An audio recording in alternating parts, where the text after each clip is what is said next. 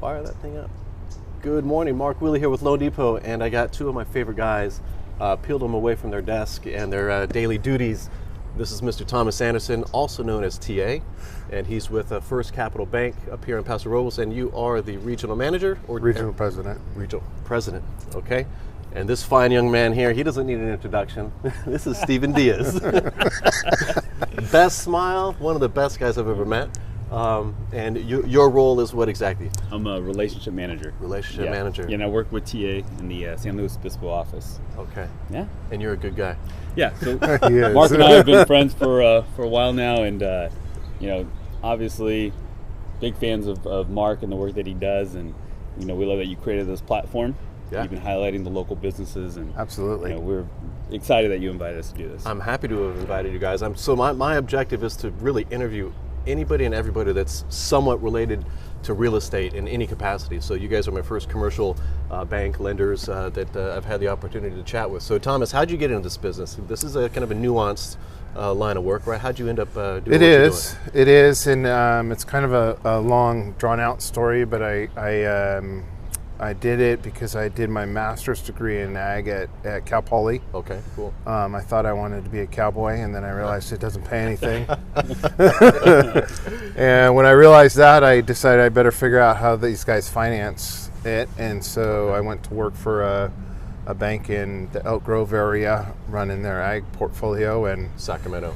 Yeah. Okay. And just kind of developed from there. And then I came back to the coast with my bride in 2004, I believe. Okay. And so we've been here ever since in Paso. Great. Great. And Diaz, you've had a little bit of a snake-style route to get to where you're at, right? Yeah. I'm not calling you a snake. I'm saying just kind of a zigzag route to end up where you're at now. So how'd you end up doing what you're doing? In a blink of an eye, it was. It's been a decade now. Get out of here. In banking, yeah. Yikes. And that just sounds a lot longer than 10 years. So it's fun to say that. So I've always kind of been the young one in the group. Got a lot of experience working with TA. Right. We have some other bankers that we work with for over the last few years, and it's just been a great experience, man.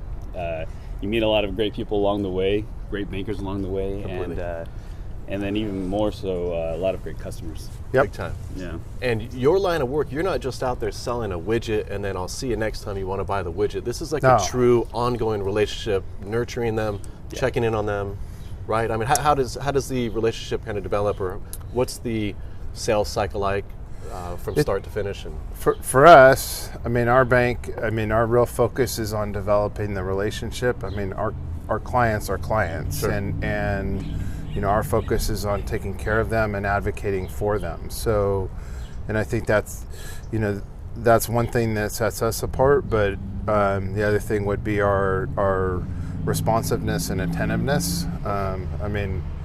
You'll see Stephen answering phone calls on Saturday nights and things like that. So, and that's just part of the job. It's not the traditional banker hours anymore. There's no such thing as that. If you want to be successful in this business, you've got to really take care of your clients. So. Sure. So Diaz, your average day, you're not just sitting at a desk all day long, right? You're out there knocking on doors, you're meeting with existing clients and new potential clients, right? Right. Okay. Yeah. So I would say the best part of the job is that we get to cultivate the relationships, but we play a part annually, with our customers, and keeping up with it's the beginning of the year, so keeping up with their goals for the year, sure, being a part of it, strategic planning, and a nice part is, I think you've noticed in the past 2 years, with the way everything happened. What was it, March 19th, where they had the non-essential businesses were locked down, and there was a stay-at-home order, and we put our computers at home, and we did the paycheck protection program, right? Yeah. We were very busy with that. Big time. And I think during that time, my phone never rang so much. I bet. Yeah. We never worked so much, but it was tremendous value that we were providing. Sure. It was a lot of uncertainty, and we were able to really step up. But the entire bank did. Everyone, it was all hands on deck. Everyone was just trying to figure this out, advocate for their clients. But it was more importantly, talking to those non-essential business customer owners. Yeah, that's a terrible term, by the way. You're right. That were essential, Yeah. right? Yeah. And they're employees, and they were nervous. And over the last 2 years, I think that we've really shown kind of the value that we bring. Yep.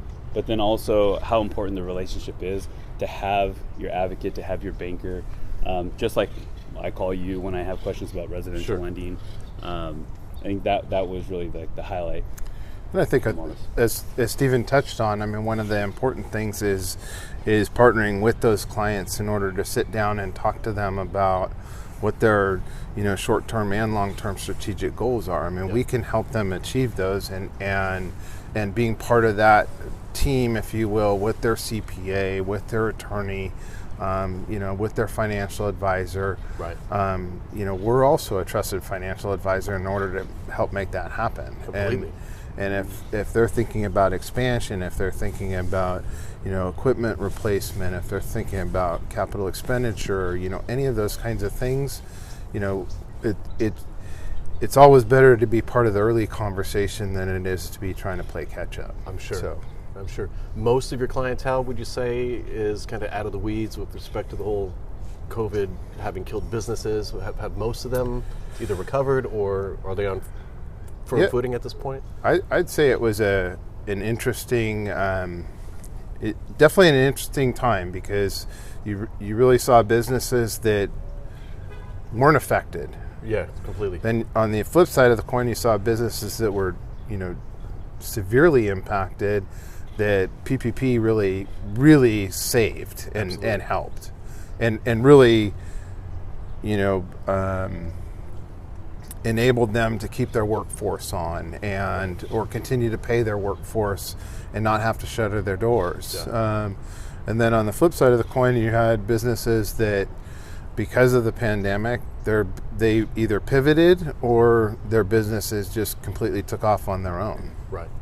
So it's strange times, but Yeah, indeed. I've never seen anything like it in my career. Yeah, hopefully never again.